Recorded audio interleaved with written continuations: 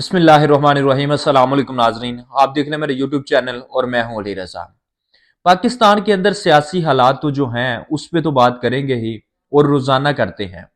लेकिन जनीवा कॉन्फ्रेंस जो हुई, जो मुआहदे हुए और वहां पर जो बातचीत हुई, शबाज शरीफ की मिन्नतें, तरले, समाजतें और दीगर जो लोग वहां पर मौजूद थे, उन्होंने पाकिस्तान के मुतल्लिक क्या तासुरात पेश किए और क्या तासुरात उनके थे, इस पे बात करेंगे।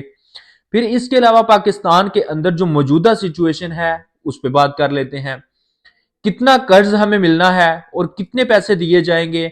और जो दूसरी आज की खबरें हैं जो असम्बली के हवाले से और वोट ऑफ नो कॉन्फिडेंस के हवाले से, उस हवाले से एक बड़ी इंटरेस्टिंग खबर वो ये है कि उसी से हम स्टार्ट ले लेते हैं कि परवेज लाही साहब जो है उनकी कश्ती जो है वो डगमगा रही है। सबसे पहले तो जराए से ये खबरें हैं कुछ कि जो 9 लोग हैं, ये मैं पहले बता रहा हूं आपको कि 9 लोग, और ये जो पीएमएलएल क्यू के जराए हैं उन्हीं के मुताबिक खबरें हैं कि 9 लोग जो हैं वो अब तहरीक इंसाफ का हिस्सा नहीं रहेंगे जब भी इमरान खान ऐलान करेंगे नो कॉन्फिडेंस का। आपको पता है कि 11 तारीख को नो कॉन्फिडेंस का इतमाद का वोट लेना था जनाब परवेज लाही ने। तो इमरान खान ने कहा था कि 11 तारीख को ही लेंगे, 11 जनवरी को, लेकिन इमरान खान ने अब मना कर दिया। एक बड़ी चाल होगी। इमरान खान क्योंकि पत्ते पे पत्ता फेंकते हैं आहिस्ता आहिस्ता, सियासत में नाकामियां कामयाबियां सबका मुकद्दर हैं, लेकिन इमरान खान अब आहिस्ता आहिस्ता उस सियासत की तरफ जा रहे हैं जो पाकिस्तान में असल में एक्चुअल में हो रही है और पहले होती थी। खैर, तो 9 लोग जो हैं वो जा रहे हैं जनाब, और इमरान खान ने कहा है कि ये नहीं होगा। जब अदालत ने हुक्म दिया था कि आप अब तक, यानी कि जिस देर तक अदालत ने कहा था उस देर तक हम फैसले का इंतजार करेंगे, फिर नो कॉन्फिडेंस। रात को काशिफ अब्बासी साहब के शो के अंदर असद उमर मौजूद थे, उन्होंने भी कुछ ऐसी बातें की जियो न्यूज में। और अब फवाद चौधरी अभी 2 मिनट पहले प्रेस कॉन्फ्रेंस कर रहे थे, उन्होंने भी कुछ ऐसी ही बातें की हैं नो कॉन्फिडेंस के हवाले से, पंजाब की सियासत के हवाले से। अब बात कर लेते हैं हम जिनेवा कॉन्फ्रेंस और जनाब सैलाब की सूरत हाल जो पाकिस्तान के अंदर हुई थी। एक रिपोर्ट आई है, उस रिपोर्ट के मुताबिक मैं आपको बता दूं कि पाकिस्तान में 40 लाख बच्चे ताहाल सैलाब के आलूदा पानी के करीब मुकीम है, यानी कि पानी अभी तक निकाला नहीं जा सका। सिंध के अंदर भी यही सूरत हाल है, लेकिन हमारे हुक्मरान बिलावल भुट्टो जरदारी, फिर पीडीएम के जो दूसरे रहनुमा सरबराह मौलाना फजलुर रहमान, शबाज शरीफ, इस तरह बातें कर रहे हैं जैसे इन्होंने पता नहीं बहुत बड़ा इनकलाब ले आए, बहुत बड़ा इन्होंने काम कर दिया सैलाब वालों के लिए, सैलाब जदगान अवाम के लिए, उन लोगों के लिए जो सैलाब में डूबे थे। उनको छतें फराहम कर दी, खाना फराहम कर दिया, उनको घर फराहम कर दिए। कुछ भी नहीं, बल्कि दूसरी जो अवाम थी अभी उनको आटा नहीं मिल रहा जनाब। तो अब देखें सूरत हाल। खैर, अगली जो चीज ये है अगली, एक तो इसी पे हम बात कर लें पहले कि आटे वाली के रशिया से एक जो खैप है वो आ चुकी है कराची के अंदर, और ये कुछ जो है सूरत हाल बेहतर हो जाएगी। अब अल्लाह ना करे मुल्क डिफॉल्ट करे, ऐसा कुछ नहीं होगा। ये खबरें हैं कुछ के डिफॉल्ट हो जाएगा, ऐसा हो जाएगा। कर्ज कहीं ना कहीं से मिल ही जाना है। शबाज शरीफ बड़े माहिर हैं इसमें, और उन्होंने कुछ ना कुछ लेकर इस मुल्क को, इस कौम को आगे ले जाना है। और कोई भी हुकूमत नहीं चाहती कि हमारे दौरे हुकूमत के अंदर कोई भी मुल्क डिफॉल्ट करे, ऐसा नहीं होगा।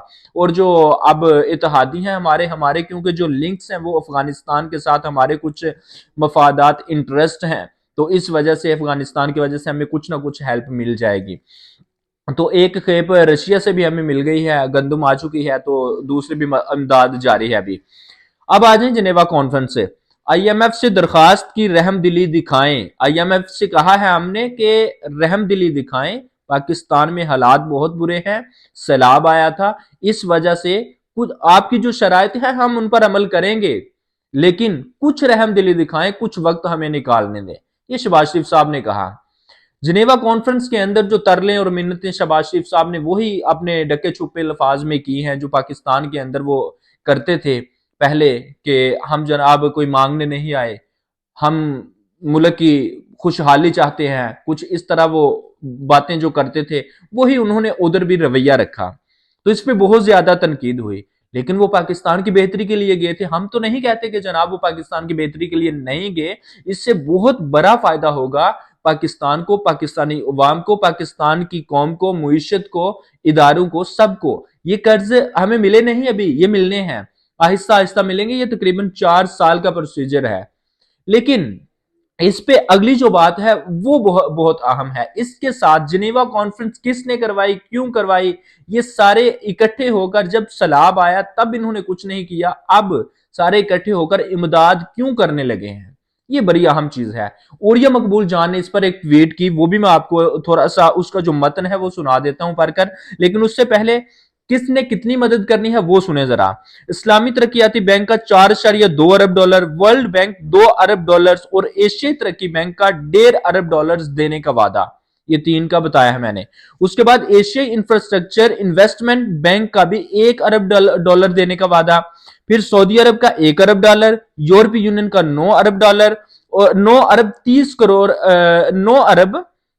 करोड़ 30 लाख डॉलर देने का वादा है, सॉरी। और उसके बाद है जर्मनी का 8 करोड़ 80 लाख डॉलर, चीन का 10 करोड़ डॉलर और जापान का 7 करोड़ 70 लाख डॉलर देने का वादा। फिर यूएस अमेरिका 10 करोड़ डॉलर और फ्रांस साढ़े 34 करोड़ डॉलर देगा पाकिस्तान को। ये एक ही गाहे बगाहे हमें ये अमाउंट मिलेगी, रकम मिलेगी, और इससे बहुत फायदा होगा। पाकिस्तान की इकोनॉमी जो है वो भी बूस्ट होगी, बहुत फायदा होगा, इसमें कोई शक नहीं। लेकिन जो दूसरी बात है उस पे हम आते हैं कि ये सारा यूरोप इकट्ठे होके एकदम अचानक उठा और पाकिस्तान की मदद करना शुरू कर दी। आपको याद होगा कि ये यूरोप ने तीसरी दफा ये रहमदिली दिखाई है पाकिस्तान पर।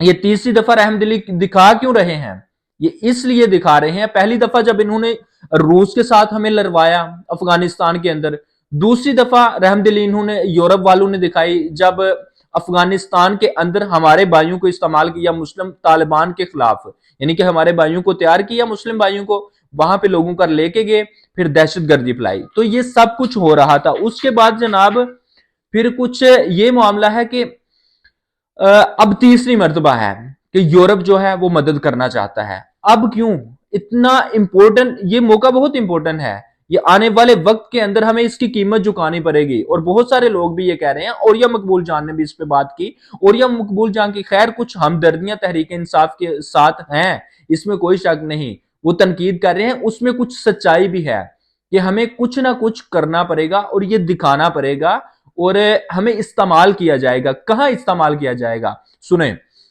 अफगानिस्तान के अंदर तालिबान जो है वो पाकिस्तान आर्मी पे हमला भी करते हैं, बहुत ज्यादा हमले हो चुके हैं, अब तक बहुत ज्यादा जानी माली नुकसान हो चुका है। चमन बॉर्डर महफूज नहीं रहा, जो अफगानिस्तान बार है वो गिरा दी जाती है, उठा दी जाती है, वहां वहां बहुत ज्यादा नुकसान।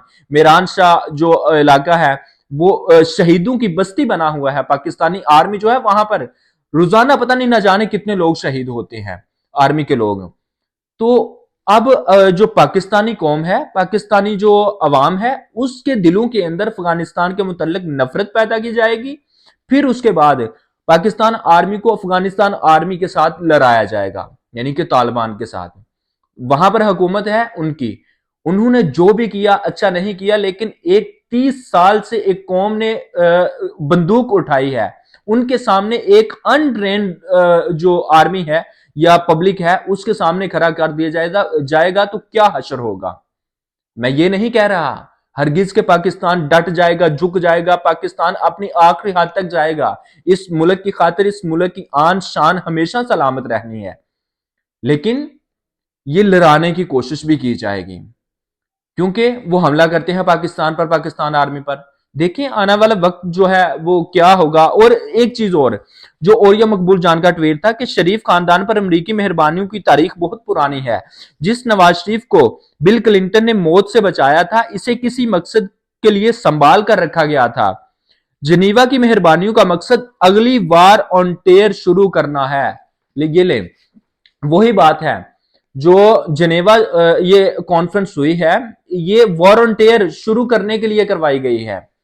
आगे क्या होगा अल्लाह ना करे ऐसा हो, लेकिन हालात जो हैं वो बदलते जा रहे हैं और इसी तरह होने जा रहा है।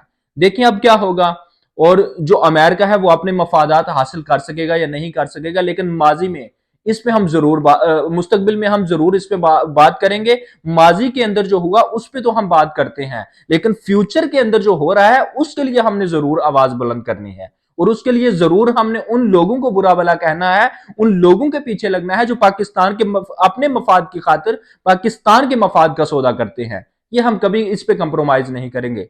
अब तक के लिए इतना ही, मुझे इजाजत दीजिए। अपना बहुत सारा ख्याल रखिएगा। चैनल को सब्सक्राइब कर लें, वीडियो को लाइक कर लें। अल्लाह हाफ़िज़ नासर।